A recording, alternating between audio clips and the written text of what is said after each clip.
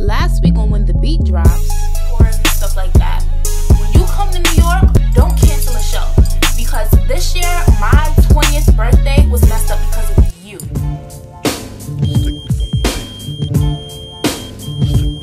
Hey everybody, it is Jade Ashley and I am back for a new When the Beat Drops video, and I have some great beats for this week, so stay tuned for more. Okay guys, so let's get into this week's first beat. So in last week's video, I basically gave you guys a heads up that one of the beats for this week was going to be K.Michelle, you know, my BFF. So this past Monday, her new show, K.Michelle, My Life, premiered on VH1, and I wanted to share my thoughts in the first episode. So yeah, so the last time we seen her on reality TV was her last season of Love and Hip Hop Atlanta. So it kind of somewhat not picks up directly after that, but you know, we get to see what's been going on in her life with her career since that point. So she's living here in technically she's living in New Jersey. She has a house in New Jersey, but I mean New Jersey and New York is the same place, whatever, so I guess. So yeah, so she's here in New York and stuff, whatever, and she basically has her makeup artist. She has her friend by the name of Paris, who's from Brooklyn, and you know, she has Nima, I think her name is. She was a party promoter. I've seen her on K.Michelle's Instagram so many times before. So, you know, she has her friends and stuff, and she's basically, you know, taking in her recent success as far as the, you know, success of her first album, Rebellious Soul, and also preparing for her new album, which I told you guys about last week, which is Anybody Wanna Buy a Heart, which is coming out December 9th. So we get to just basically see the life she lives. So she's surrounded by her friends, and one thing that I did say that I wanted to see on the show, and what I was excited to see, was her interaction with her son Chase. So he was featured in the first episode. He wasn't physically with her, but she was on FaceTime with him and stuff or whatever, and you kind of got a sense of her motherly instinct, even though it was via chatting over the computer. And she was basically saying, you know, yeah, did you do your homework and stuff or whatever? And then, you know, he was like, no, not yet, but I'm getting it done, you know. So I feel even though he's not with her, you know, living with her 24/7, I don't know, she's just, I just have this, feel she's a good mom and stuff or whatever. But I know in the, you know, when the season goes on, we'll get to see him, because I know she did an interview with Nicole Bitchie, and she was saying, yeah, you know, he spent this past summer with me and stuff, whatever. So, you know, we'll get to see them interact in person, I guess, later on in the season. But being K.Michelle, you know, there has to be some type of conflict. So the conflict of the first episode was she had a friend that she grew up with in Memphis or whatever, and she had her dog, Pacer. Pacer is the dog that her ex-boyfriend, Lance Stevenson, gave to her last summer 2013. Don't ask me how I know. I'm not a stalker. Like I said, K.Michelle and I are best friends, so I know these things. But yeah, so the friend had her dog, Pacer. She was, you know, babysitting the dog basically while she was out on tour, because you know, she had her Rebellious Soul tour. She was on tour with R. Kelly and stuff, whatever. She did, you know, quite a few tours or whatever. So her and this friend weren't on good terms, because she was saying that this friend was stealing money from her. Now I know, T.I. said, if it ain't about the money. So, you know, it was about the money, and the girl sat here, stole her money, and she was just basically not messing with her. She was like, I want my dog, end of the story.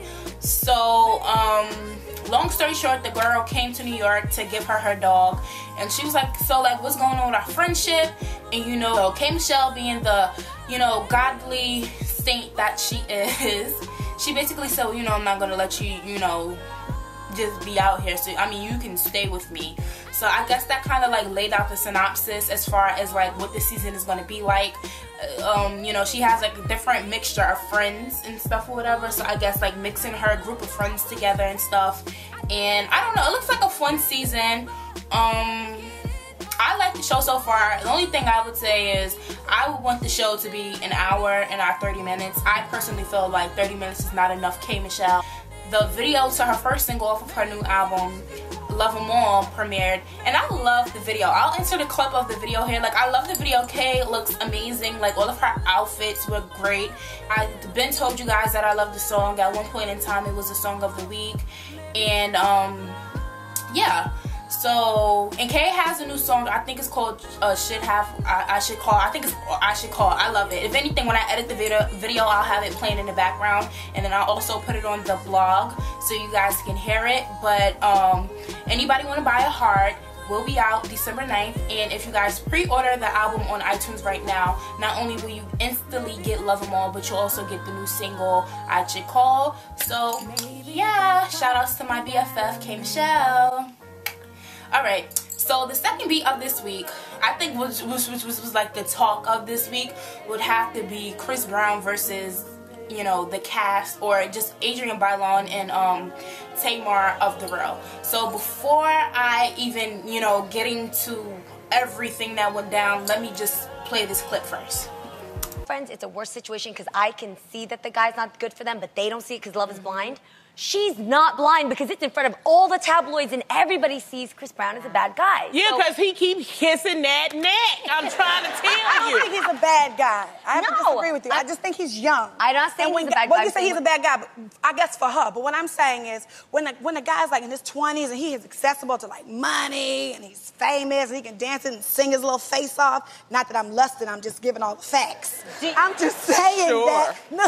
But y'all don't think I get it. That maybe, you know, some of her friends also reap the benefits of her dating Chris Brown. Exactly. Yeah. Be like, girl, I can't get in the club. You there with Chris? Right. Yeah. We good. You know, like they want to be a part of that circle. So really, are your friends going to tell you leave that? If they're your real friends, if you're real friends, yes, they'll tell you, because you shouldn't surround yourself with yes people. Yes. That are going to lie because it's convenient for them. But you want to have real friends that'll tell you the truth. So basically, I didn't watch The Real that morning, but I watched the repeat on BET at 6 o'clock after I came out of class. And so I'm sitting there watching The Real and stuff or whatever, and you know, I'm doing my usual scrolling through Instagram, and then I just see Chris Brown post this picture of Adrienne Bailon, and he went off. So this is what he had to say. He said, "Bring that ass here, boy, Adrienne Bailon, you old trout mouth and ass B. You tried it. Won't you, or he was trying to say, wasn't you the same itch that was effing with married men? You also was keeping up with the Kardashians. You can't talk about relationship goals when you don't have life goals. Ain't you a cheater, girl? Last time you was important, niggas was riding spinners and wearing 6X talk tees. You the same itch having threesomes like the rest of these hoes. You tried it too, Tamar Braxton. You take the role of the ugly sister. It's always the people with the no career that took all the that plastic surgery, F your face up. Itch look like she always is saying, huh, muppet face ass, basic bitch problems, Latinas. I don't even need a photo of Tamar. That itch is beating every photo." And yeah, so he went on. So I'm sitting here like, yo, like, what happened? So the first thing I did was I screenshotted it and I just like posted it, and I was asking people like, what happened? So then people that, you know, follow me and I follow on Instagram are commenting back and like giving me the 411 of what was going on and stuff and whatnot. And then when I watched the actual clip that I just showed you guys, my first initial reaction was, okay, first of all, like, I understand why Chris Brown is mad for the simple fact that so many people come for his relationship with him and Karuchi, and I guess he's just like sick and tired of it. But due to his past and due to all that he's encountered publicly, I felt like he could have handled it more maturely, and he didn't have to like go off like that, because that was only something added to the list for people to hold it against him. And you know, he's trying to like clean up his image and, you know, step away from the bad stuff. And that was just one thing that people, you know, when it comes to Chris Brown, whatever little bad thing he does, they're continuously gonna hold it against him. So like probably 3 years from now, they may still bring this up, because, you know, people like to just bring him down. So I felt like with that, you know, certain situation, he could have addressed it, but I felt like he could have, you know, calmly came for them, you know, in a more respectable woman, instead of just, you know, slashing and calling them bitches back and forth and stuff like that. I felt like he could have came from them in a more calm type of way. But I will say I understand why he lashed out, but I just felt like, you know, this is just something else that was going to be added, you know, to the equation and stuff like that. But after he, you know, sat there and did all of that. Then my big sis Tay Tay, she responded, and then she said, you were asked to talk about certain things such as relationships, B, family, C, fashion, D, things that has to do with her in life. Chris Brown, Karrueche, no one came either at you, but was simply using your relationship as an example of things us ladies go through in relationships. I do not know, nor do I give a hot damn about your relationship personally. Honestly and respectfully, I'm very sorry if you both were offended about our girl chat. However, you will not think it's okay to come at a grown woman and talk to either myself or Adrienne Bailon as if you have ever had,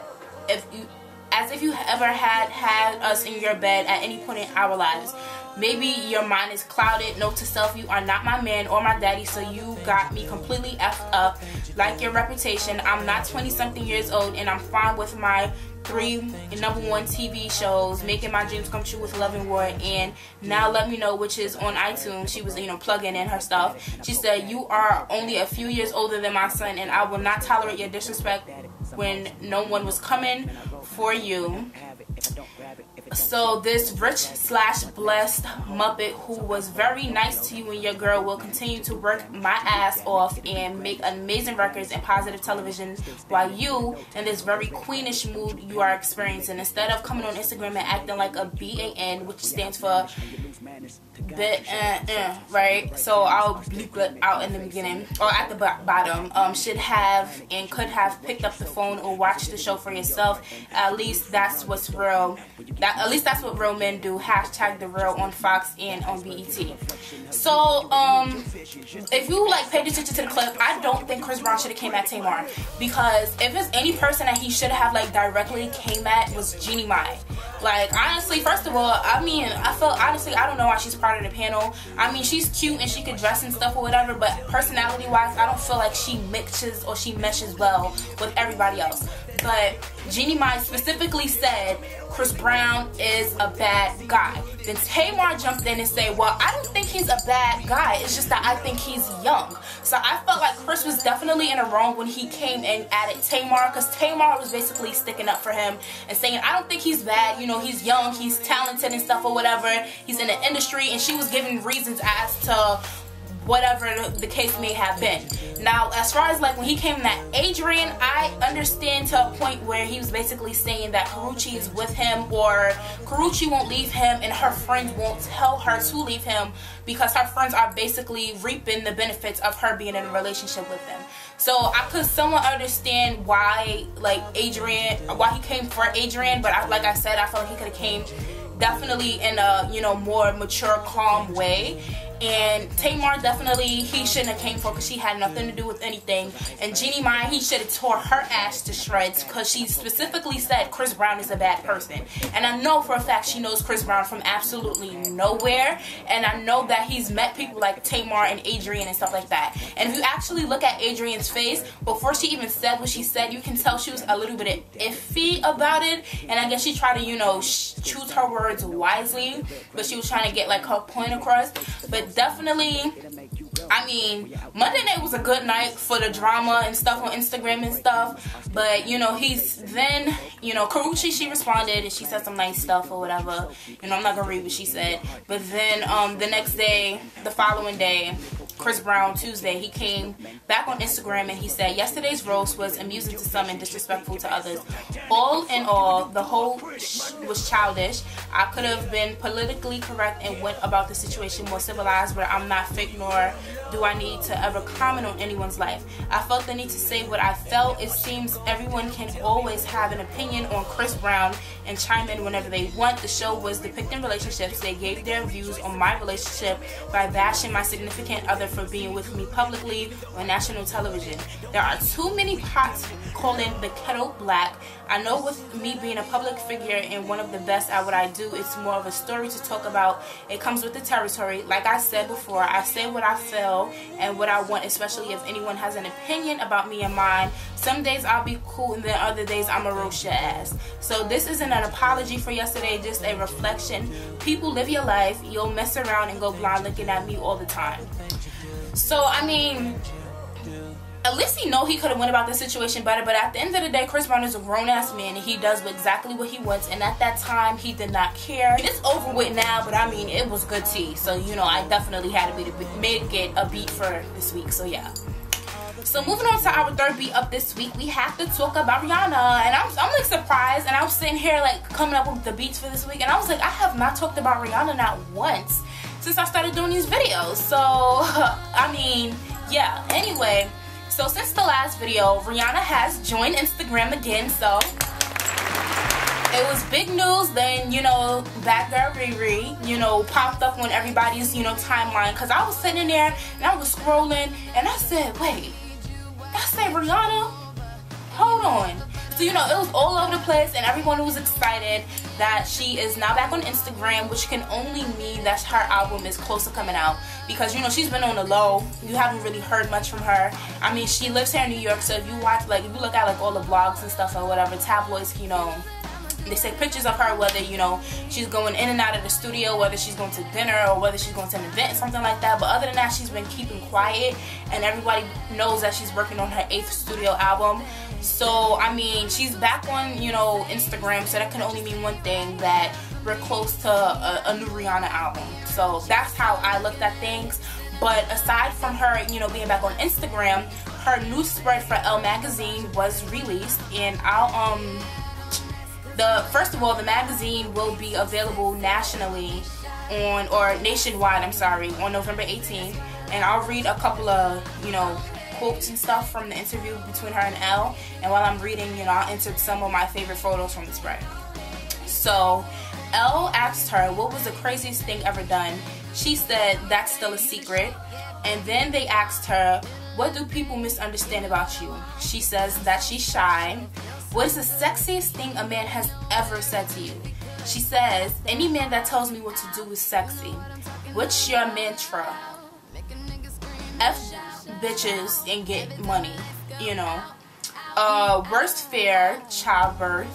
The best hangover cure. Ice, Chinese food, upside down trash can, and towels, preferably next to the toilet. So, I mean, I love Rihanna. How can you not love her? And for her to, you know, this type of interview, it's not the whole interview, but that was just a few excerpts. But I mean, how can you not love Rihanna? Like, when they asked her mantra and she says fuck bitches get money, like, only Rihanna. Like, so I mean, I love the pictures, the spread was great. I'm happy she's back on, you know, Instagram and stuff or whatever, so, you know, we have a little bit more spice added back to our timelines and stuff or whatever. So yeah. So the fourth beat for this week, we have to talk about the cast of Love and Hip Hop. Okay, so the cast of Love and Hip Hop was in New York City this week. They are here to film, or they were here to film the reunion for this season. And, you know, in past videos I've like given an update as far as like what was going on in the show, what was going on outside of the show that I might have seen on social media and stuff, or, you know, like on the blogs and everything. And I just from watching these cast members, I just knew that this reunion was definitely going to be, you know, very interesting and very memorable. And, you know, it hasn't even aired yet, and it's already reports going around as far as like what happened. So there's two main incidents that happened while the cast was here in New York. So the first one had to deal with Morgan, who is Ray J's former assistant, and she apparently had a fight with his girlfriend, Princess Love, or whatever. Her and Tierra Marie went over to the Breakfast Club, and they talked about everything that happened. So I'll just show y'all a short clip as far as what Morgan had to say addressing what happened between her and Princess at the reunion. What happened to your hair? She's not about that life. I was pissed off because they let her come at me last night. This was at the reunion show? They let Princess come at you. Yeah. Princess Well, Love. Ray told him that Ray sicked his dog. That's what he basically Did he say get her? Did he say get him, girl? Yeah. That's exactly And she was like, oh, you want me to go?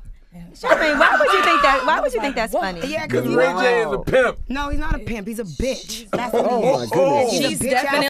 ass. That's not cool He's at a all. bitch ass.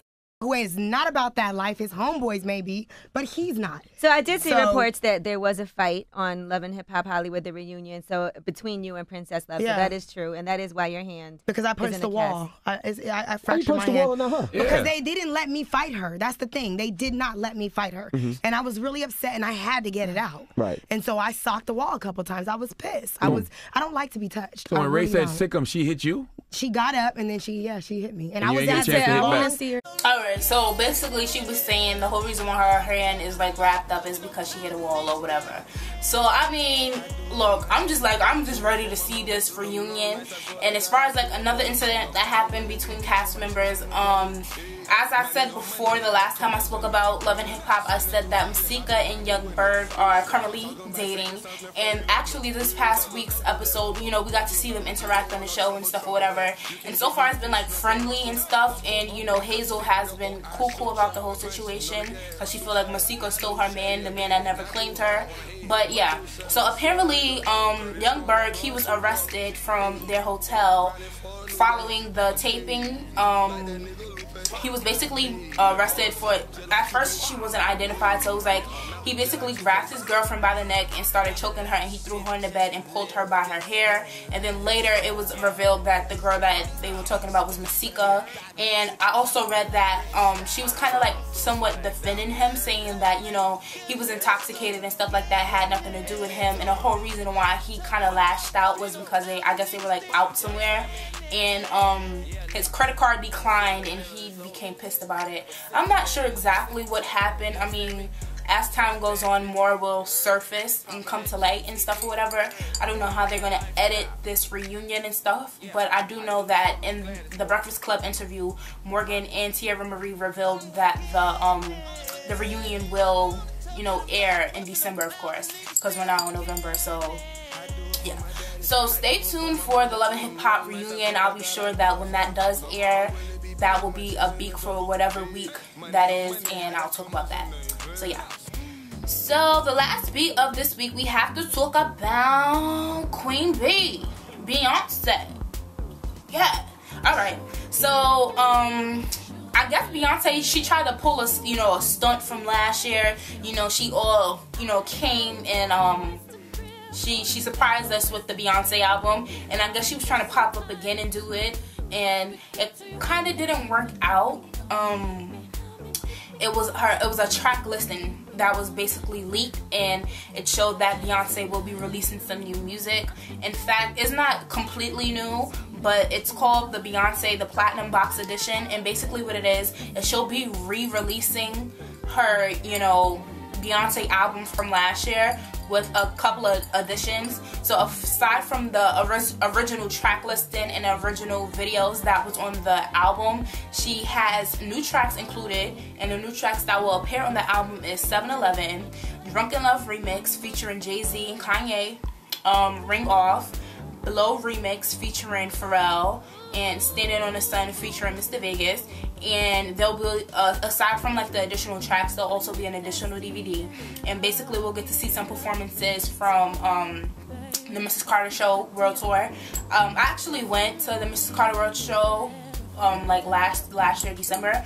But what the difference with this is after she released the album, towards the beginning of the year, like January-ish of this year, she did a couple of more shows over in the UK. So, she had to, revamp her performance and incorporate some new songs from the album. So we all didn't get to see that here in the States unless you watched it, like little video clips on the internet and stuff or whatever.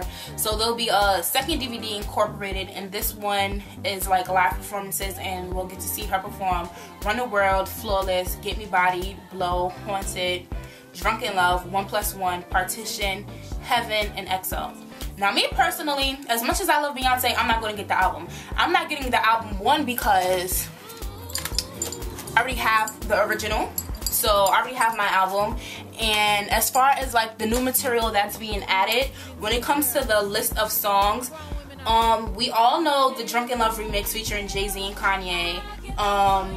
We know the Standing on the Sun remix with Mr. Vegas. And I don't know the remix of Blow, I don't know Ring Off, and I don't know 7-Eleven. But if I can purchase those 3 individual songs differently, then I'll do that. And as far as like the DVD goes, like I said, I did see her in Mrs. Carter's show, and then I also saw her on On the Run with Jay-Z this past summer. So I mean, those are performances like I've seen already.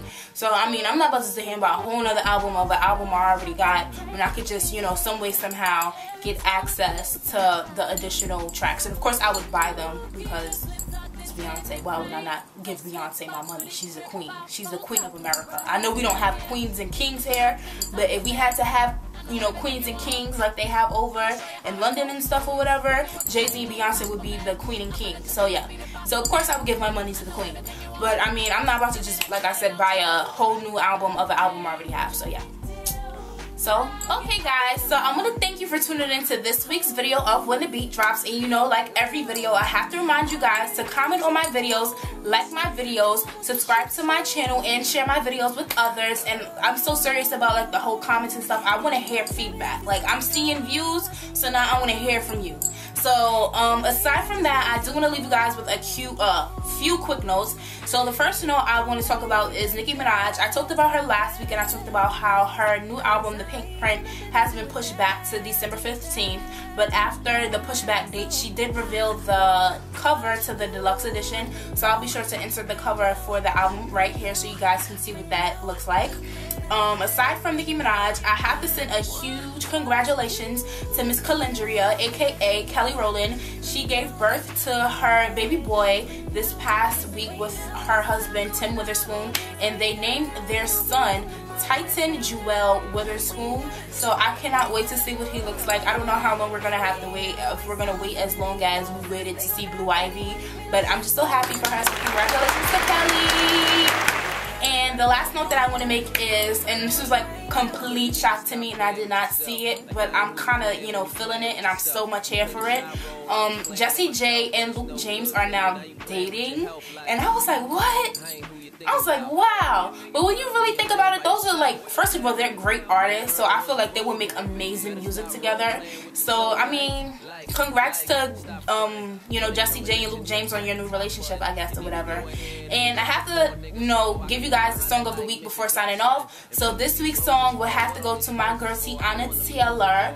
As I told you guys, her new album 7 is now available. It released this past Tuesday, and I absolutely love the album. The album is like an album you could like vibe out to, you know, like it gives me, you know, that classic R&B. Like, you know, I feel like she, like, that album is the epitome of R&B. She shows off her vocals and stuff or whatever, and there's like so many songs that are like my favorite. But I think if I had to choose my #1 favorite, it definitely would have to be Broken Hearted Girl featuring Fabulous. So that's why I chose it to be the song of the week. So yeah, so I'll see you guys next week. Bye. Gonna play a fool.